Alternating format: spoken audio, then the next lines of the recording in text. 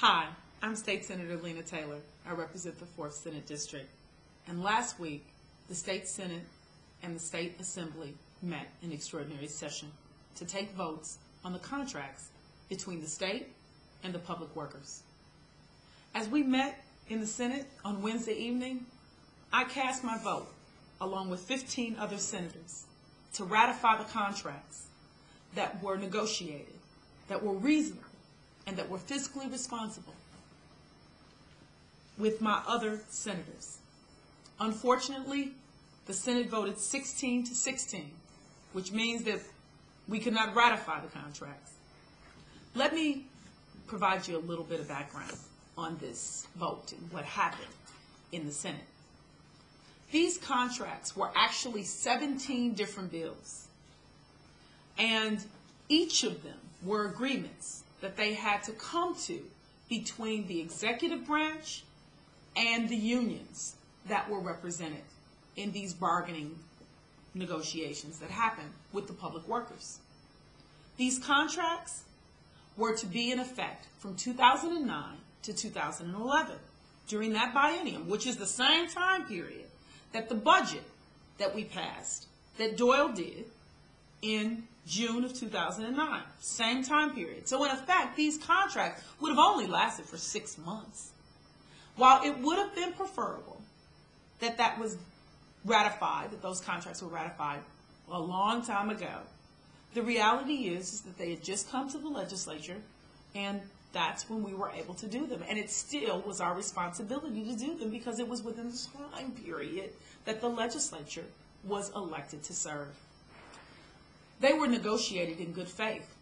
And for the public workers, frankly, these contracts represented a greater sacrifice that they were willing to take for us, for our state, to help us through these economic times. Public workers agreed to a pay cut of over 3%. And, they agreed to contribute to their health care and to their pensions. And these sacrifices amounted to $103 million in savings, frankly, for taxpayers. The contracts affect real people who have real lives and real families. These are our correction officers, our state attorneys, our prosecutors, our our computer programmers. They're the fiscal specialists who help us during the budgets. They're the teaching assistants and the janitors and the law enforcement officers that are out there on the roads who sacrifice and risk their lives. These are the people who serve the people of Wisconsin. They have the fiscal sacrifices that they have made and that the state has asked of them and that they have done. And the legislature failed to do their duty when they failed to ratify those contracts. The contracts, they should have been ratified, but some senators and representatives, frankly, voted other times when there was major salary increases. As a matter of fact, year after year after year. But this time, they played politics with people's lives, with their families' lives.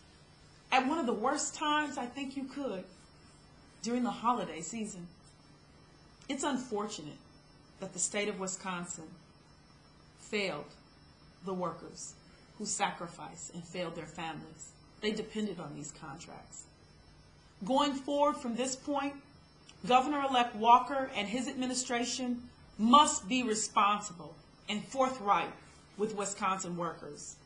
They need to negotiate and continue in good faith between the workers and him, our new governor.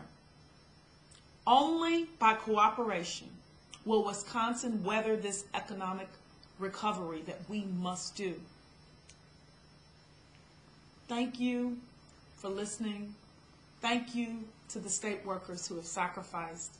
And most importantly, happy holidays from my family to yours.